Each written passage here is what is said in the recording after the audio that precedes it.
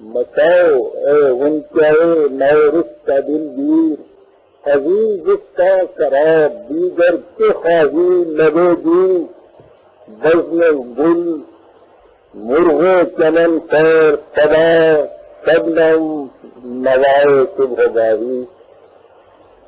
آج کے استقبالیہ کا عنوان ہے نوائے صبح گاہی۔ بادہ محسان سمتدہ قرآنی، آپ پر خدا کا ہزار سلام و رحمت ہو۔ للہ الحمد کہ آج قریب 1.5 سال کی صدر آزما مفارقت کے بعد ہمیں پھر سے مل بیٹھنے کی مسرت نصیب ہوئی ہے۔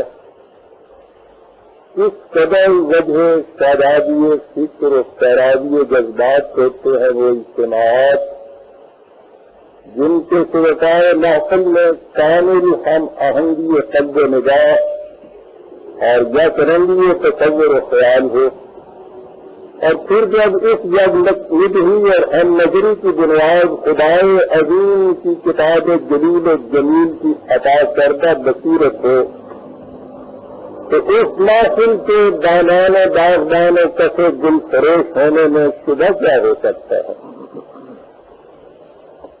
اللہ تعالیٰ آپ کے واضحانہ جذبات ذوق و شوق میں برکت اور افاق گیر عزائم میں اس قدر استقامت عطا فرمائے کہ جس سنہ قرآنی کو لے کر آپ سب ہائے عصر حاضر کی تاریخیوں کا گریبان چاک کرنے کے لیے اٹھے ہیں، اسے وجہ تابانی عالم بنا کر بن لے، اور اس طرح آپ مخالفت کی ہر قوت سے نہایت ٹھنڈا پیشانی سے کہہ سکے کہ دیدہ ہی آغازاً انجامن نظر۔ 1.5 سال کے اس طویل عرصے میں میں کن ہمت طلب مراحل سے گزرا، اگرچہ ان کی یاد سخت دل خراش اور ان کا تصور بڑا گہرا گداز ہے، لیکن میں ستم ہائے روزگار کی ان تمام کیا دستیوں کو فراموش کر کے انتہائی سکون قلب کے ساتھ اس نصیب جہاں سزا کو آپ کے لیے پھر بیت گوشت بنانے کی مسرت حاصل کرنا چاہتا ہوں کہ تم اپنے شریک حال رہے، گردش آسمان سے کچھ نہ ہوا۔ ویسے بھی میری تو اب کیفیت یہ ہو چکی ہے کہ زندگی کے جتنے لمحات باقی ہیں غالب کے الفاظ میں خون جگر کے ان قطروں کو ودیعت نذران یار سمجھتا ہوں۔ اس لیے اپنے وقت پر توانائی کے ایک سمے کو بھی دیگر افکار و اعلام میں صرف کرنے کو اس امانت میں خیانت تصور کرتا ہوں۔ اس سلسلہ میں میرا خیر نیاز بدرگاہ رب العزت سجدہ ریز ہے، جس میں حوادث زمانہ کی اس قدر اس خراب انگیز طلاقم خیزیوں میں مجھے سکون گوہر کی جنت سے نوازا، دلوں کو فکر جہانم سے کر دیا آزاد، تیرے دلوں کا خدا سلسلہ دراز کرے۔ رفیقان محترم، ایک عرصہ کی بات ہے، دلی میں میرے ایک عزیز دوست تھے ڈاکٹر حمید قومی وفات، جو تقسیم کے بعد کراچی تشریف لے آئے تھے اور اب مرحوم ہو چکے ہیں۔ ان کا معمول یہ تھا کہ رات کو مکتب سے فارغ ہونے کے بعد میرے ہاں تشریف لے آتے۔ ان کا ذوق بڑا پاکیزہ اور قلب نہایت شفاف تھا، اس لیے ان کی صحبت بڑی پر لطف ہوتی۔ اس کے ساتھ ہی قرب و جوار کے احباب ان سے علاج معالجہ کے لیے بھی آ جاتے۔ اس مقصد کے لیے انہوں نے وہیں میرے کمرے میں دوائیوں کا ایک بکس رکھ چھوڑا تھا۔ ایک دفعہ آدھی رات کے وقت میرے ہاں ایک بچی کو کچھ ایسا درد اٹھا کہ دیکھتے دیکھتے اس کی حالت غیر ہو گئی۔ آدھی رات ادھر آدھی ادھر، کوئی ڈاکٹر قریب نہیں، سواری کا بھی کوئی انتظام نہیں۔ بچی کی تکلیف اور اپنی بے بسی کے احساس سے میں نے جس درد و اذیت سے اس سب کو سحر کیا، اس کی یاد آج بھی میری روح میں کپکپی پیدا کر دیتی ہے۔ الگ صبح ڈاکٹر حمید صاحب کو اطلاع دی، وہ آئے، بچی کو دیکھا اور اس کے سرہانے رکھا ہوا دوائیوں کا بکس نہایت اطمینان سے کھولا، ایک شیشی سے دوائی نکالی، چند لمحوں میں بچی آرام سے سو گئی، سارے گھر کو سکون نصیب ہو گیا۔ ڈاکٹر صاحب چلے گئے تو میری فکر کا رخ دوسری طرف مڑ گیا۔ میں نے سوچا کہ آج ملت اسلامیہ کی حالت دائم ہی یہی ہو رہی ہے، ساری قوم حوادث زمانہ سے انتہائی درد و کرب کے عالم میں مضطرب قین ہے، دوائیوں کا دست سرہانے رکھا ہے، لیکن کیونکہ ان کے علم سے محروم ہے اس لیے اس گاؤں کا درد و علم سے کڑی تڑپ رہی ہے اور مریض کا کوئی مداوع سمجھ میں نہیں آ رہا۔ اس مریض کی شفا یابی کے لیے کرنے کا کام فقط اتنا ہے کہ اسے بخش میں بند دوائیوں کی تاثیر و خواص سے آشنا کرا دیا جائے۔ حضور نبی اکرم صلی اللہ علیہ وسلم کو جب خدا نے حکم دیا تھا کہ بلغ ما انزل الیک من ربک، جو کچھ تیرے نشو و نما دینے والے نے تیری طرف نازل کیا ہے اسے دوسروں تک پہنچا دے، اور آپ کا فریضہ مقدس یہ بتایا تھا کہ وَيُعَلِّمُهُمُ الْكِتَابَ وَالْحِکْمَةَ وَيُزَکِّیہم، وہ انہیں قوانین خداوندی اور ان کی غرض و غایت کی تعلیم دیتا ہے اور اس طرح ان کی صلاحیتوں کی نشو و نما کا اہتمام کرتا ہے۔ اس سے مقصود یہی تھا کہ اس آسمانی بخش کو جس میں شفاء لما فی الصدور کے لیے حتمی علاج کی دوائیاں سر بمہر شیشیوں میں بند ہیں، ہر مریض تک پہنچا دو اور اسے ان کے خاص اثرات سے روشناس کرا دو۔ اس طریقے عمل سے عالمگیر انسانیت کو کس قدر صحت مندانہ ثواب حاصل ہو گیا، اس کی شہادت تاریخ کے اوراق چلی گئی۔ حضور صلی اللہ علیہ وسلم نے ایسا کچھ کر دکھایا، لیکن کچھ عرصے کے بعد کیفیت یہ ہو گئی کہ یہ بخش تو ہر گھر میں موجود رہا، لیکن اس کے اندر بند دوائیوں کے علم سے اہل خانہ نے اپنے آپ کو محروم کر لیا۔ اس کا جو نتیجہ ہے وہ ہمارے سامنے ہے۔ قوم کے اس صدیوں کے مجرمانہ تغافل کے بعد یہ فریضہ آپ احباب نے اپنے ذمہ لیا ہے، لیکن یہ فریضہ بظاہر جس قدر آسان ہے در حقیقت اسی قدر مشکل اور قدر آزمائش ہے۔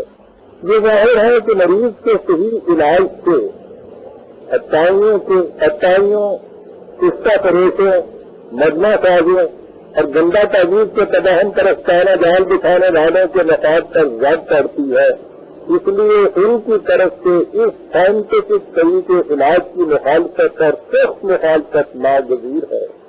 دوسری طرف عمر بھر کا مریض کچھ اس طرح مرض کا خوگر ہو چکا ہے کہ اسے اپنی ہلاکت کا احساس ہی نہیں رہا۔ ان حالات میں مریض کو صحیح علاج پر آمادہ کرنے اور اسے ہتھیلی پر سرسے بنانے کے مدعیوں کے دانے تقدیر سے بچانے کا کام بڑا صبر آزما اور ہمت طلب مرحلہ ہے۔ اس کے لیے بڑی علم ازمانہ ہمت، استقامت، حوصلہ اور پٹا مارنے کی ضرورت ہے۔ یہ مرحلہ صرف صبر طلب اور ہمت آزما ہوتا ہے۔ اس کا اندازہ اس سے لگائیے کہ نئے انسان کے اس قریب مصطفیٰ صلی اللہ علیہ وسلم کو کہ جس کا صبر و صداقت حجیم مخالفت اور ازدحام معاندت کی تلاطم خوبیوں میں تمام عالم انسانیت کے لیے روشنی کے مینار کا کام دیتا ہے، قدم قدم پر خدا کی طرف سے اس قسم کی تاکیدی ہدایات ملتی تھیں کہ فاصبر علی ما یقولون، جو کچھ یہ لوگ تیرے خلاف کہتے ہیں اس پر استقامت اور صداقت سے کام دو۔ فاصبر لحکم ربک، اپنے نشو و نما دینے والے کے فیصلے پر جم کر کھڑا رہا۔ فاصبر کما صبر اولی العزم من الرسل، اس استقامت سے کام دے جو اولی العزم انبیاء سابقہ کا شعار تھا۔ فاصبر ان وعد اللہ حق، قوانین خداوندی کی صداقت کا یقین محکم رکھتے ہوئے صبر استقامت سے کام دو۔ فاصبر صبرا جمیلا، وہ صبر نہیں جو مجبوری کا دوسرا نام ہوتا ہے، نہایت قسم کارانہ انداز کا صبر کہ مخالفتوں کے ہجوم کا استقبال دل کے بیت آگے اطمینان اور نگاہ کے تبسم میں جنت فروش سے کیا جائے. معنی زمینہ نے برانی صدر قرآن کریم کی اسی ہدایت کو چراغ راہ بناتے ہوئے اس تاریخ کی بنیاد رکھی. اس کا مقصد نہایت سکون و خاموشی لیکن انتہائی انتظام و استحکام کے ساتھ قرآنی فکر کو عام کیے جانا ہے. اس میں کسی قسم کی ہنگامہ آرائی اور تماشا گری کو کوئی دخل نہیں. ہمارے دستور اساسی کی پہلی فکر یہ ہے کہ ہم عملی سیاسیات میں حصہ نہیں لیں گے. اس لیے اس تحریک کے ساتھ وابستگی سے نہ تو کوئی اس میں سیاسی مفاد عاجلہ حاصل ہو سکتے ہیں اور نہ ہی اس میں نمود و نمائش کی کوئی گنجائش اور شہرت ناموری کا کوئی مقام ہے. یہاں تو دنیا بھر کی مخالفت کو نہایت سکون و اطمینان سے برداشت کرنا اور لب تک پھیلائے بغیر اپنی دھن میں آگے بڑھتے چلے جانا ہے. اس بزم سوچ میں پروانے کی طرح جل کر مر جانا اور زبان سے اس تک نہ کرنا. دوسری طرف مفاد عاجلہ کے جہان رنگ بو سے یوں بیگانہ وار گزر جانا ہے کہ اس کی کوئی کشش جاذبیت آپ کی دامن گیر نہ ہو. پرانی تحریک کی یہی وہ نادر خصوصیت تھی جس سے متاثر ہو کر جرمن مفکر گوٹے نے اسے پرسکوت ندی کی روانیوں سے تشریح دیتے ہوئے بارگاہ رسالت محمد صلی اللہ علیہ وسلم نے یہ واضحانہ ہدیہ عقیدت پیش کیا ہے جس کی مثال منقبت کے لٹریچر میں بہت کم ملے گی. بیٹے کو پیش کردہ اس خرامہ یہ آپ کی کیفیت اقبال کے فارسی ترجمہ کے الفاظ میں یہ تھی اور بڑے ہی غور سے سننے کے قابل ہے نعت کے یہ ٹکڑے. اور میں سمجھتا ہوں کہ اقبال نے جو اس کے دیوان کے جواب میں قیام نصرت اس کی طرف بھیجا تھا تو اس کا یہ جو احسان تھا ملت اسلامیہ پر اس احسان کے بار سے سبق دوست ہونے کے لیے ہی ایسا کیا تھا. احسان تھا یہ اس قسم کی نعت حضور رسالت محمد صلی اللہ علیہ وسلم کی بارگاہ میں جو اس نے پیش کی تھی. اور جیسا کہ میں نے عرض کیا ہے یہ نعت نہیں ہے، اس پوری قرآنی تاریخ کی ایک عکاسی کر کے وہ سب دکھا دیا ہے. تو کہتا ہے کہ زی بحر بے کرانہ سے مستانہ نہیں رغب، زی بحر بے کرانہ سے مستانہ نہیں رغب، در خود یگانہ اب ہمیں بے جانا نہیں رغب.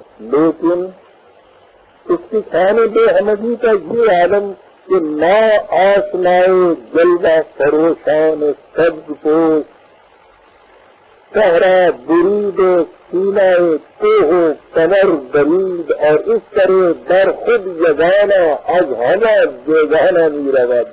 یہ سکوت افزا ندی از تنگ نائے وادی کوہ دمن گزشت اور از کاخ ساہ بارہ کشت چمن گزشت اور اس طرح در بر درستہ ہم سفران زبین زہر زی بحر بے کرانا تین استانہ میرود دا ہزار بحر یکدانہ میرود.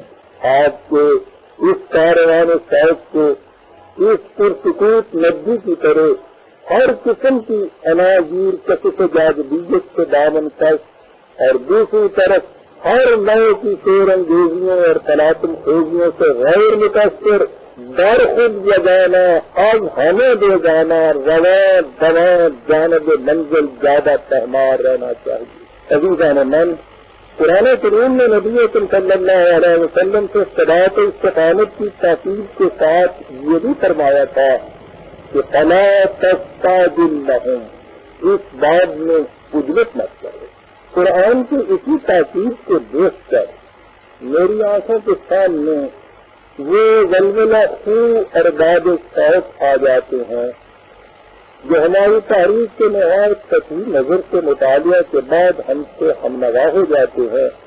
لیکن تھوڑی دیر ساتھ چل کر اس فیصلے کی سست رفتاری سے اکتا جاتے ہیں اور تقاضے شروع کر دیتے ہیں کہ اس کے پروگرام میں سیاسی ہنگامہ آرائیاں اور شور سنگیزیاں شامل کرنی چاہیے۔ جب ان کا یہ تقاضا پورا نہیں ہوتا تو وہ اس قسم کی باتیں شروع کر دیتے ہیں جن سے افراد کارواں کے ذہنوں میں انتشار ابھرے اور دلوں میں افسردگی پھیلے۔ اس قسم کا عنصر ہماری تاریخ کے لیے بہت نقصان دہ ہے، اور یہی وجہ ہے کہ میں قریب ہر کنونشن میں اس کی تاکید کرتا چلا آ رہا ہوں کہ یہ عنصر آپ کے یہاں بار نہ آنے پائے، ورنہ آج کی مدت العمر کی محنت دنوں میں ببولے کی گرد بن کر اڑ جائے گی۔ آپ پرانی تاریخ کی نرم روی کا اس سے اندازہ لگائیے کہ حضور نبی صلی اللہ علیہ وسلم نے اس کا آغاز مکے سے کیا۔ آج کی کثرت آبادی کی نسبت سے اس زمانے کا نقشہ بس یوں سمجھیے جیسے ایک مختصر کا فیصلہ۔ یہ آبادی اور حضور رسالت میں آپ صلی اللہ علیہ وسلم جیسے داعی انقلاب، آپ نے عمر نبوت کا قریب 60% حصہ اسی مختصر سی آبادی میں دعوت و تبلیغ میں صرف فرما دیا، اور اس کا محصول قریب 300 نفوس۔ آپ سوچیے کہ کسی دعوت کی رفتار اس سے زیادہ بھی سست کہی جا سکتی ہے، لیکن یہ اس دعوت کی سست روی نہیں تھی، یہ خام لوہے کو پختہ بنانے کا عمل مسلسل تھا، یہ قطرہ کو گوہر بنانے کا قدر طلب پروگرام تھا۔ اس کے برعکس ہمیں اپنی حالت پر غور کرنا چاہیے۔ ساری دنیا کے مسلمان تو ایک طرف، آپ صرف مغربی پاکستان کے مسلمانوں کو لیجیے اور سوچیے کہ ان کی تعلیم کتاب حکمت کا اہتمام تو بہت دور کی بات ہے، کیا ہم ان سب تک قرآن کا پیغام پہنچا بھی سکے ہیں؟ جب ہماری منزل اول میں ہمیں یہ کیفیت ہے کہ ہنگامے آرائیوں کے تقاضوں کا نتیجہ اس کے سوا کیا ہو سکتا ہے کہ جو کچھ تھوڑا بہت اس وقت ہم کر رہے ہیں اسے بھی چھوڑ بیٹھیں۔ لہذا ہمارا طریقہ عمل یہ ہونا چاہیے کہ جو صاحب آپ کی فکر سے ہم آہنگ ہونے کی بنا پر آپ کی بزم میں شریک ہونا چاہیں، آپ انہیں پہلے متقین کی شرط میں رکھیے اور اس عمر کا جائزہ لیجیے کہ انہوں نے آج کی تاریخ کا کس قدر گہرائی کے ساتھ مطالعہ کیا اور اسے کس قدر صحیح سمجھا ہے۔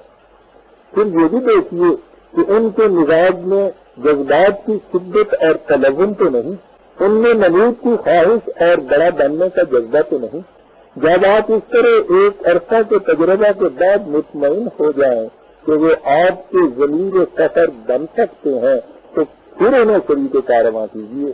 یاد رکھیے، ناپختگان راہ سے شریک سفر کرنے سے پہلے تو خود کارواں انتشار پیدا ہو جاتا ہے، اور جب آپ مجبوراً انہیں الگ کرتے ہیں تو یہ اپنے آپ کو حق بجانب ثابت کرنے کے لیے آپ کے خلاف پروپیگنڈا شروع کر دیتے ہیں، اور یوں آپ کا قیمتی وقت اور توانائیاں ان خاردار جھاڑیوں سے اپنا دامن چھڑانے میں ضائع ہو جاتی ہیں۔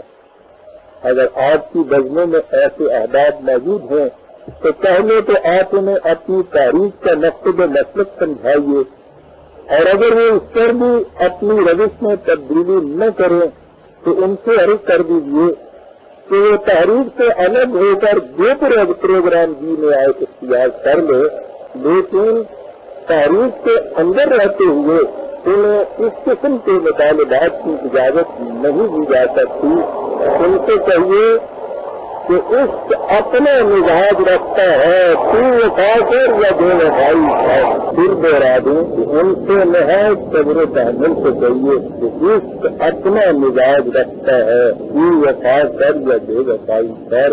ہم صبر کر دیے اس کو کسی کی بےتابی تمنا پر قربان کرنے کے لیے تیار نہیں۔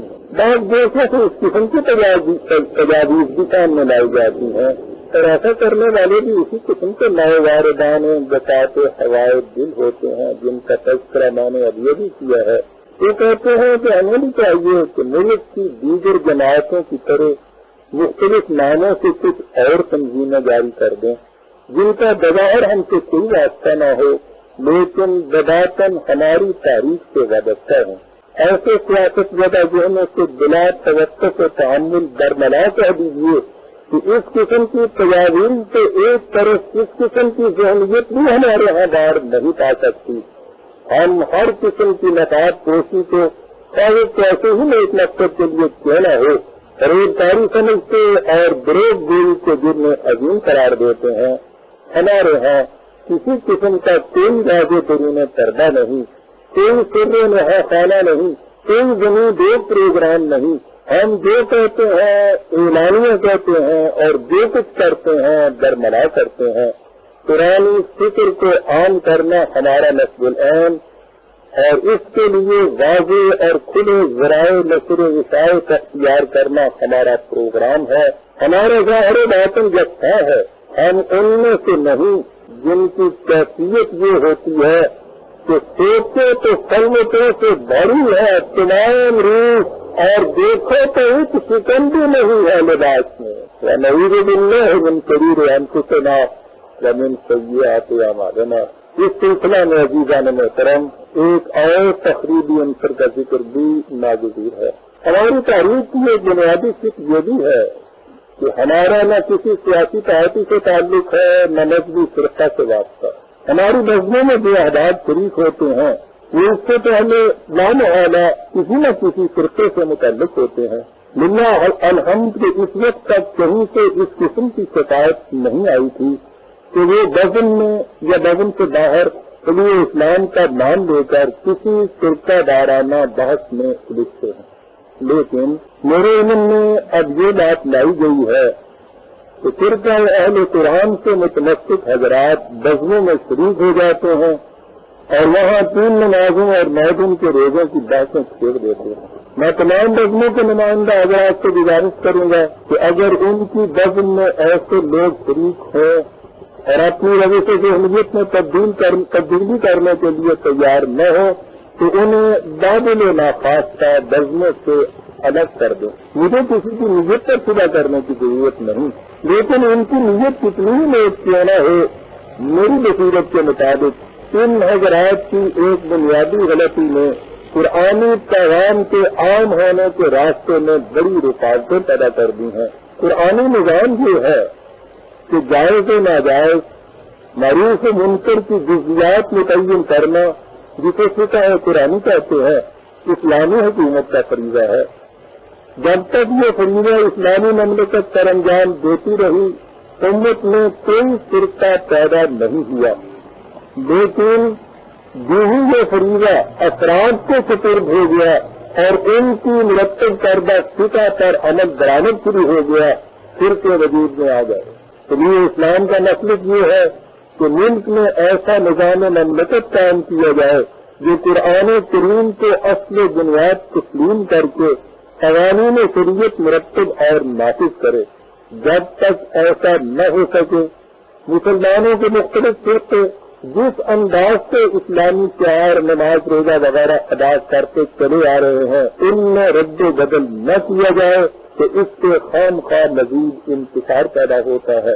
لیکن ان حضرات کی نگاہوں سے جو اہم حقیقت اوجھل رہی اور انہوں نے مسلمانوں کے دیگر فرقوں کی طرح فقہ مرتب کرنے کا فریضہ افراد کو سپرد کر دیا اور اس کے مطابق عمل بھی کرنے لگ گئے. اسی سے ان کا بھی ایک الگ فرقہ وجود میں آ گیا. یہ دعویٰ کہ دوسروں کی فقہ کا نافذ روایات ہے اور ہماری فقہ کا سرچشمہ قرآن ہے اس بات میں کوئی فرق پیدا نہیں کرتا. فقہ کا نافذ کچھ بھی کیوں نہ ہو جو ہی وہ انفرادی ہوئی فرقہ وجود میں آ گیا. یہ وجہ ہے جو یہ حضرات قرآن کے ساتھ اس قدر وابستگی کے مدعی ہونے کے باوجود قرآنی پیغام کے راستے میں سنگ گراں بن کر حائل ہیں. اس سے آپ اندازہ لگا سکتے ہیں کہ ہمارے مسلک میں اور فرقہ اہل قرآن کے مسلک میں کس قدر بنیادی فرق ہے. لہذا اس فرقے سے متعلق حضرات یا وہ حضرات جو اس قسم کا نظریہ رکھتے ہیں ہماری تاریخ میں شامل نہیں ہو سکتے، نہ ہی ہماری بزموں میں اس قسم کی بحثیں کرنی چاہیے. اس سے خاص طور پر محتاط رہنے کی ضرورت ہے. عزیزان مان، مجھے اب ان خارجی امور سے آگے بڑھ کر اپنی داخلی دنیا کی طرف آنا چاہیے۔ قرآن کریم نے اہل کتاب کے پیشوایان مذہب کے متعلق کہا تھا کہ اتامرون الناس بالبر وتنسون انفسکم وانتم تتلون الکتاب افلا تعقلون۔ تمہاری حالت یہ ہے کہ لوگوں کو تو بھلائی کی تلقین کرتے ہو لیکن خود وہ کچھ نہیں کرتے جو دوسروں سے کہتے ہو، حالانکہ تمہارا دعویٰ یہ ہے کہ تم کتاب خداوندی کا اتباع کرتے ہو۔ تم اگر ذرا بھی اپنے بصیرت سے کام لو تو یہ حقیقت واضح ہو جائے کہ اتباع کتاب کا پہلا نتیجہ تو یہ ہونا چاہیے کہ خود تمہاری اپنی اصلاح ہو، لیکن تم ہو کہ دوسروں کی اصلاح کے پیچھے تو نسلیے پھرتے ہو لیکن اپنی اصلاح کی کوئی فکر ہی نہیں کرتے۔ ہمیں دیکھنا چاہیے کہ کیا قرآن کریم کا یہی اعتراض خود ہم پر تو وارد نہیں ہوتا۔ میں نے جہاں تک حالات کا جائزہ لیا ہے ہم میں بیشتر عادات ایسے ہیں کہ قرآن فکر ان کے دماغ تک تو پہنچی ہے لیکن ان کے قلب میں نہیں اتری۔ قرآن کے الفاظ میں وَلَمَّا يَدْخُلِ الْإِيمَانَ فِي قُلُوبِكُمْ، یاد رکھیے قرآن کریم کا حقیقی مقصد انسان کی صورت و کردار میں خوشگوار تبدیلی پیدا کرنا ہے، اور یہ مقصد حاصل نہیں ہو سکتا جب تک قرآنی فکر انسان کے قلب کی گہرائیوں تک نہ اترے۔ اس سلسلے میں ایک نہایت لطیف نقطہ کا ذہن نشین کر لینا ضروری ہے۔ بعض جرائم ایسے ہیں جو معاشرے میں دل بداحت موجود قرار دیے جاتے ہیں، مثلاً شراب نوشی، قمار بازی، صحت کاری وغیرہ۔ اس قسم کے جرائم سے مسترد رہنا نہایت ضروری ہے، لیکن فقط ان کے اجتناب سے صورت و کردار میں تبدیلی نہیں آ جاتی۔ ہم اپنے بچپن کی غلط تعلیم و تربیت اور ماحول کے اثرات سے بہت سی نفسیاتی پیچیدگیاں، کمپلیکسز اور تحت شعوری گرہیں انہیبیشن لے کر پروان کرتے ہیں۔ قرآن نے جب کہا ہے کہ وہ سوائے الناس الصدور ہے تو اس سے مراد یہ ہے کہ وہ ان تمام نفسیاتی عوارض کو دور کر کے ایک متوازن شخصیت، بیلنس پرسنالٹی استوار کر دیتا ہے۔ صورت و کردار کی بلندی متوازن شخصیت ہی کا دوسرا نام ہے۔ محسوس جرائم، شراب نوشی، قمار بازی، صحت کاری وغیرہ سے مسترد رہنا کچھ زیادہ مشکل نہیں ہوتا۔ اس میں تو خود سوسائٹی کی نظروں میں گر جانے کا خیال بھی روک تھام کا باعث بن جاتا ہے، لیکن نفسیاتی پیچیدگیاں اور تحت شعوری عوارض وہ غیر محسوس شیاطین ہیں جو انسان کے خون میں حلول کیے ہوتے ہیں، انہیں وہاں سے نکالنا بڑی ہمت کا کام ہے، اور جب تک یہ نہ نکلے انسان کی صورت میں توازن پیدا نہیں ہو سکتا۔ ایک غیر متوازن شخصیت کس طرح خود بھی جہنم میں رہتی اور اپنے وابستگان دامن کو بھی جہنم کے عذاب میں مبتلا رکھتی ہے، اس کا تجربہ ہمارے گھروں کی زندگی اور نجی محفلوں سے لگ سکتا ہے۔ ایسے لوگ آپ کی نگاہ میں ہوں گے جن میں اس قسم کا کوئی آدمی نہیں ہوگا جس کا ذکر اوپر کیا گیا ہے، حتیٰ کہ وہ سہم و سداد کے بھی پابند ہوں گے، لیکن اتنی سی بات تھی کہ انہیں اپنے آپ پر کنٹرول نہیں، انہوں نے اپنے گھر کے جہنم اور دوستوں کی محفل کے ذیق النفس کا مریض بنا رکھا ہوگا۔ یہ کیا ہے؟ یہی نفسیاتی پیچیدگی جو تحت شعور میں جا گزری ہے۔ ایسے لوگ شراب خوری یا صحت کو تو جرم یعنی گناہ سمجھتے ہیں، لیکن اس قسم کی کمزوریوں کو اپنی عادت کہہ کر خود قرآن کریم ان نفسیاتی عوارض کا علاج کر کے انسانی شخصیت کو متوازن بنا دیتا ہے۔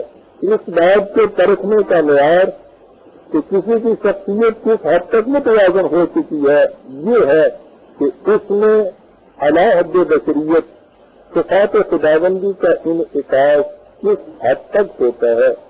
کسی کو خدا کے رنگ میں رنگ جانا چاہتے ہیں۔ قرآن کریم میں صفات خداوندی کا تذکرہ اس اصرار و تکرار کے ساتھ آیا ہی اسی لیے ہے کہ وہ ہماری سیرت کو پرکھنے کا نہایت واضح خارجی معیار بن سکے۔ تو اے ہم سفیان کمنستان قرآنی، اگر ہماری شخصیت میں اس قسم کی تبدیلی نہیں آ رہی کہ ہماری قرآن فہمی شاعری کی بات سے زیادہ کچھ نہیں، بلکہ اس کا نقصان یہ ہے کہ اس سے انسان اس خود فریبی میں مبتلا ہو جاتا ہے کہ میں دوسروں کے مقابلے میں بہت آگے ہوں، اور اس طرح ان سے نفرت کرنے لگ جاتا ہے۔ جو اس فریب میں مبتلا ہو اسے سمجھ لینا چاہیے کہ اسے قرآن کی بارگاہ سے کچھ بھی بہرا نصیب نہیں ہوا۔ ہم اگر دوسروں سے آگے ہو سکتے ہیں تو صرف اپنی سیرت کی بلندی کی بنا پر ہو سکتے ہیں، محض طلوع اسلام کے مسلک سے متفق یا قرآنی فکر سے آسنا ہونے کے جان پر دوسروں سے آگے اور اونچے نہیں ہو سکتے۔ اس خیال خام کو دل سے نکال دیجیے۔ یہ بھی تو ممکن ہے کہ جو ہم سے متفق نہیں وہ پاکیزگی سیرت میں ہم سے آگے ہو۔ اس لیے آپ کو کوئی حق نہیں پہنچتا کہ جو شخص طلوع اسلام سے متفق نہ ہو آپ اس سے نفرت کرنے لگ جائیں۔ ہمارے لیے نہایت ضروری ہے کہ ہم قدم قدم پر اس امر کا جائزہ لیتے جائیں کہ ہمارے گھر کی زندگی میں جنت کا سکون ہے یا نہیں۔ پھر سن لیجیے برادران عزیز، ہمارے لیے نہایت ضروری ہے کہ ہم قدم قدم پر اس امر کا جائزہ لیتے جائیں کہ ہمارے گھر کی زندگی میں جنت کا سکون ہے یا نہیں، احباب کے ساتھ ہمارے تعلقات میں کس حد تک خلوص و جوانیت ہے، دوسروں کے ساتھ معاملات میں ہماری دیانت اور امانت کی کیا کیفیت ہے، جو عہد ہم نے اپنی تاریخ کے ساتھ باندھا ہے اس میں کس حد تک استواری اور وفا چاری ہے، اور سب سے بڑی بات یہ کہ دوسروں کا دکھ درد بتانے کے لیے ہمارے اندر کس حد تک اظہار خود فراموشی کا مادہ ہے، اور ایسا کرنے کے بعد ہمارا نفس کسی قسم کی نمود و ستائش سے متمنی تو نہیں۔ اگر آپ کے اندر اس قسم کی تبدیلی پیدا ہو رہی ہے تو قرآنی فکر سے وابستگی آپ کے لیے نفع بخش ہے، اگر ایسا نہیں تو یہ تفریح طرح سے زیادہ کچھ نہیں۔ اس صورت میں لوگ بجا طور پر آپ کو یہ تانا دے سکیں گے کہ خداؤں تو مورد الزام ہی صحیح، لیکن بفاظ باد سبا بھی تو گل کہیں نہ کھلے۔ اور اگر آپ نے اپنے اندر اس قسم کی جنت آفری تبدیلی پیدا کر لی تو آپ بفد وزد و کیف گل قدائے قرآنی سے یہ کہہ سکیں گے کہ ابدی باد بہارے تو کہ در انجمنت کسے خاک آمدنو جیسے بہارا رستم۔ اب میں رفیقان محترم اس بقات جائزہ کے اس بیسے کی طرف آتا ہوں جس کا تصور میری روح میں بالیدگی اور جس کا خیال میری نگاہوں میں سادگی پیدا کر دیتا ہے، اور جس کی بہار آفرینیوں کو دیکھ کر میرے روح روح سے آپ احباب کے لیے دعائیں نکل دل سے دعائیں نکل۔ آپ نے سابقہ کنونشن میں طلوع اسلام کی حفاظتی اسکیم کو اپنے پروگرام کی بنیادی کڑی قرار دے کر اس ضرورت کو پورا کیا جس کی کمی ہماری فکر کی راہیں روکے کھڑی۔ اس اسکیم نے جو خوشگوار نتائج پیدا کیے ہیں اس کے متعلق میں ذاتی طور پر اس سے زیادہ کچھ کہنے کی ضرورت نہیں سمجھتا کہ اس سے میری عمر برسوں بڑھ گئی ہے، میرے حوصلے پھر سے جوان اور میرے ولولے تازہ دم ہو گئے۔ اس نے ملک کی فضا کو کس حد تک متاثر کیا ہے اس کا اندازہ قدم قدم پر لگایا جا سکتا ہے۔ قوم کو اہل فکر نظر طبقہ نے اب اسی میں پر سوچنا شروع کر دیا ہے، حتیٰ کہ خود مراد منبر بھی مجبور ہو رہے ہیں کہ اپنی افسانہ ترازیوں اور داستہ گوئیوں کو توڑ کر قوم کے سامنے حقائق پیش کریں، اس لیے کہ اب قوم ان اساطیر توہم کو سننے کے لیے تیار نہیں رہی۔ مذہبی پیشوائیت کا تقدس دنوں سے اٹھ چکا ہے اور ان کا وجود محض ایک معاشرتی رسم بن کر رہ گیا۔ آپ جہاں جائیں گے دیکھیں گے کہ الفاظ کچھ ہی کیوں نہ ہو، روح ہر جگہ طلوع اسلام کی بول رہی ہے، بلکہ اب کے الفاظ اور اصطلاحات بھی اسی سے مستعار لی جاتی ہیں۔ اب وہی حرف جنوں سب کی زبان ٹھہری ہے، جو بھی چل نکلی ہے وہ بات کہاں ٹھہری۔ حقیقت یہ ہے کہ اس وقت ملک میں خالص فکری تحریک صرف آپ کی ہے، باقی سب وقت کی ہنگامہ آرائی ہیں۔ وہ ہنگامہ آرائیاں جن میں اسلام کا نام اس طرح لیا جاتا ہے جیسے خطوں کی پیشانی پر 786 لکھ دیا جاتا ہے کہ اسے نقطے مضمون سے کوئی راستہ نہیں ہوتا. سلطانی ہو یا درویشی، اسلام کو ہر جگہ ایکسپلائٹ کیا جاتا ہے. اس کے درد کا مداوع کوئی نہیں سوچتا. حقیقت یہ ہے کہ کسی کے رنگ سے مطلب، کسی کو خوشبو سے، دلوں کو چاچے کے ریباں کی بات قائم کرے، اور یہ بات آپ ہی کرتے ہیں. آپ کا پروگرام ہی یہ ہے کہ آپ دلوں کے رنگ اور خوشبو سے بے نیاز ہو کر ان کے چاچے گریباں کی بات کیے جائیں. اگر آپ نے اپنی کوششوں کو اسی طرح جاری رکھا تو آپ اپنی آنکھوں سے دیکھ لیں گے کہ یہ زمین کس طرح اپنے نشو و نما دینے والے کے نور سے جگمگا اٹھتی ہے. میں عزیزان من بڑا پر امید ہوں. میری انگلیاں نبض زمانہ پر اور میری نگاہیں رفتار عالم پر ہیں. میں علاوت من بصیرت دیکھ رہا ہوں کہ دنیا کی قومیں اپنے خود ساختہ معبودوں کے ہاتھوں تنگ آ چکی ہیں، اور اب انہیں کسی ایسے آستان کی تلاش ہے جہاں پہنچ کر وہ دل کے پورے اطمینان اور سکون سے کہہ سکیں کہ از برائے سجدائے عشق آستانے یافتم، سر زمین بود مقصود آسمانے یافتم. باقی رہی اس فکر کی مخالفت کہ میرے عزیزوں، میرے رفیقوں، میرے ہمسر فکروں، قرآنی فکر و نظام کے خلاف یہ یورشیں صرف چند روزہ ہیں. آپ اسی طرح ہمت کیے جائیے.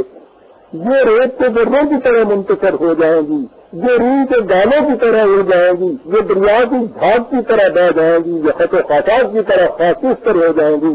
آپ اس حقیقت پر یقین رکھیے کہ رات کے ماتھے پہ اب فردہ ستاروں کا ہجوم خوب خورشید درختوں کے نکلنے تک ہے. ہم کسی پارٹی کے حریف نہیں، ہم کسی تنظیم کے رقیب نہیں. ہم خدا کی کتاب عظیم کی سنہ فریضوں کو لے کر اس لیے مصروف سفر ہیں کہ اس سے انسانیت کی راہیں روشن ہو جائیں. اگر مفاد پرست گروہ اسے اپنی مخالفت سمجھتا ہے تو ہم ان کی خاطر انسانیت کو تاریخیوں میں نہیں چھوڑ سکتے.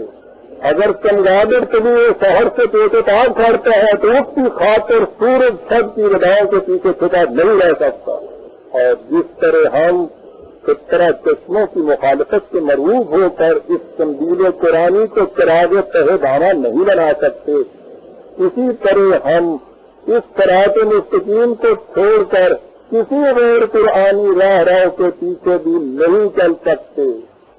قرآنی پرچم کو لے کر اٹھنے والوں کا تو اعلان یہ ہوتا ہے کہ ہم بدلتے ہیں رخ ہواؤں کا، آئے دنیا ہمارے ساتھ چلے.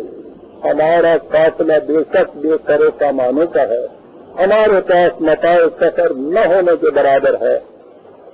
ہمارے وسائل محدود اور ہمارا ساز و جراق از بس قلیل ہے، لیکن ہم نے جس امانت خداوندی کو لے کر رخت سفر باندھا ہے وہ اس قدر گراں بہا اور عظیم الثمن ہے کہ اس کی حفاظت کے لیے ہم ہر رہزن و قزاق کے سامنے سینہ سپر ہو جانے کے لیے تیار ہیں.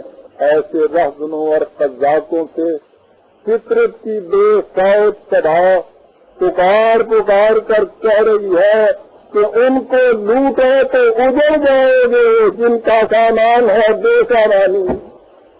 لہذا میرے مشفق و غمگسار ہم سفروں، قرآن کی اس آواز کو بلند کرتے ہوئے آگے بڑھتے جاؤ. منزل آغوش وا کرتا تمہارے انتظار میں چشم بڑا ہے. شہر در صاف سارے بوستانے، یہ خوشمی گفت مرغے نغمہ خانے، برابر ہر کے اندر سینہ داری سرودے نالائے آہے اگانے. لیکن عزیزان من، اس سفر میں ایک گھاٹی ایسی بھی آتی ہے جہاں کوئی باہر کا رہزن داتا زمین نہیں کرتا. وہاں خود اپنے اندر کا چور زمین میں چھپا ہوتا ہے. یہ گھاٹی ایسی ہے جہاں سے پاؤں پھسلے تو انسان سیدھا جہنم کے عمیق غاروں میں جا گرتا ہے. اور وہ گھاٹی یہ ہے کہ آپ اس سلسلے میں جو کچھ کریں اس میں کسی دنیاوی اجر و معاوضہ کا خیال تو ایک طرف نمود و نمائش کا شائبہ تک بھی نہ آنے پائے کہ یہ وہ شرک کی چنگاری ہے جو سب متاع عمل کو جلا کر خاکستر بنا دیتی ہے۔ قرآن کریم نے اس عظیم حقیقت کو بڑے بصیرت افروز انداز سے بیان کیا ہے جب کہا ہے کہ ان احسنتم احسنتم لانفسکم، تم کوئی اچھا کام کرتے ہو تو وہ کسی دوسرے کے لیے نہیں بلکہ خود تمہاری اپنی بھلائی کے لیے ہوتا ہے۔ وما تنفقوا من خیر فلانفسکم، جو کچھ تم بظاہر دوسروں کو دیتے ہو وہ در حقیقت خود اپنے آپ کو دیتے ہو۔ اب آپ سوچئے کہ کبھی ایسا ہوا ہے کہ تم ایک مکان اپنے لیے بنواؤ اور اس کا احسان اہل محلہ کے سر بھرو، تم کھانا خود کھاؤ اور اس کے شکریہ کے متمنی اپنے دوست ہو۔ یہی کیفیت اس کام کی ہے جسے آپ قرآنی تحریک کے لیے کرتے ہیں، خواہ وہ مالی خدمت ہو یا طرز محنت یا ایثار وقت۔ اگر آپ سمجھ لیں کہ یہ سب کچھ آپ اپنے لیے کرتے ہیں تو پھر آپ کے دل میں کسی اجر و معاوضہ کی تمنا یا صلح و ستائش کی آرزو پیدا نہیں ہوگی، لیکن اگر اس سے آپ کے دل میں اس قسم کا کوئی جذبہ بیدار ہوتا ہے تو سمجھ لیجیے کہ وہ ابلیس کا افسون ہے جس سے وہ آپ کے اعمال کو رائے گاہ بنا رہا ہے۔ انسان تو ایک طرف قرآنی ذہنیت تو اپنے خدا سے بھی یہ کہتی ہے کہ شان عطا کو تیری عطا کی خبر نہ ہو، یوں بھیک دے کہ دست گدا کو خبر نہ ہو۔ اس کے ساتھ ہی ہمیں اس حقیقت کو بھی اچھی طرح سمجھ لینا چاہیے کہ ہمارے قافلے میں بیشتر افراد ایسے ہیں جن کے پاس زیادہ سفر تک نہیں، وہ اس تحریک کی مالی امداد نہیں کر سکتے، لیکن وہ خلوص و صداقت کی اس متاع عظیم کو لے کر شریک کارواں ہوئے ہیں جس کی قیمت کوئی ادا ہی نہیں کر سکتا۔ ان نادار پیکران صدق و صفا کو سامنے رکھیے اور اس کے بعد دل کے کانوں سے سن لیجیے کہ اگر آپ کی محفل میں کسی اشارے یا کنایہ تک سے بھی ان غریبوں اور ناداروں کے دل میں یہ احساس بیدار ہو گیا کہ وہ ان لوگوں کے مقابلے میں سروتر سمجھے جاتے ہیں جو مالی امداد کرتے ہیں، تو یاد رکھیے آج کی وہ محفل ابلیس کی رقص گاہ ہوگی، خدا رب العالمین کی رحمتوں کی جولانگاہ نہیں ہو سکتی۔ ان خلوص و صداقت کے پیکروں کو ہماری محفلوں میں بلند ترین مقام ملنا چاہیے۔ اگر یہ مفلس نادار ہے تو اس کے ذمہ دار ہم ہیں، ہمارا غلط معاشرہ ہے، تو کیا یہ ظلم عظیم نہیں ہوگا کہ ہم اپنے جرائم کی سزا ان بے گناہوں کو دیں؟ یہ سرمایہ داری کا ابلیسی نظام ہے جس میں دولت معیار تقریم قرار جاتی ہے۔ آپ اس نظام کو مٹا کر اس کی جگہ نظام خداوندی قائم کرنے کے لیے اٹھے ہیں، لیکن اگر آپ کے ہاں بھی دولت ہی معیار تقریم رہی تو آپ کا ہر دعویٰ باطل اور آپ کی ہر آرزو خراب ہے۔ آپ ابلیس کے اس فریب سے بچیے، ورنہ آپ سب کچھ کرنے کے باوجود کہیں کے نہیں رہیں گے۔ آخر میں مجھے ایک اور حقیقت کو بھی سامنے لانا ہے۔ آپ ملک کے دور دراز دیشوں سے سفر کی صعوبات برداشت کر کے یہاں جمع ہوتے ہیں، وقت، توانائی، پیسہ صرف کرتے ہیں، 3 دن تک باہمی مشاورت کے بعد کچھ فیصلے کرتے اور انہیں قراردادوں کی آئینی شکل دے کر اپنے ساتھ لے جاتے ہیں، لیکن اکثر ہوتا یہ ہے کہ یہ قراردادیں آپ کے کاغذات میں لپٹی کی لپٹی رہ جاتی ہیں۔ عزیزان گرامی قدر، آپ نے کبھی سوچا بھی ہے کہ آپ کی منظور کردہ قراردادوں سے مفہوم کیا ہوتا ہے؟ ان سے مفہوم یہ ہوتا ہے کہ آپ اپنے خدا سے عہد کرتے ہیں کہ ہم قرآن کی خاطر یہ کچھ کریں گے۔ اب آپ خود ہی سوچئے کہ جب آپ ان قراردادوں کو عمل میں نہیں لاتے تو آپ بارگاہ عزت میں کس قدر مجرم قرار پاتے ہیں۔ لہذا میں آپ سے گزارش کروں گا کہ آپ کسی قرارداد کو پاس کرتے وقت سوچ لیجئے کہ یہ وہ وعدہ ہے جو آپ اپنے خدا سے کر رہے ہیں، اس لیے آپ وہی قرارداد پاس کریں جسے آپ نے پورا کر کے دکھا دینا ہو۔ ورنہ لاکھ روپیہ نئے معدل قسم کی رسمی قراردادوں کا نتیجہ اس کے خلاف کیا ہو سکتا ہے کہ آج مفت میں عدالت خداوندی میں مجرموں کے کٹہرے میں کھڑے ہو جائے۔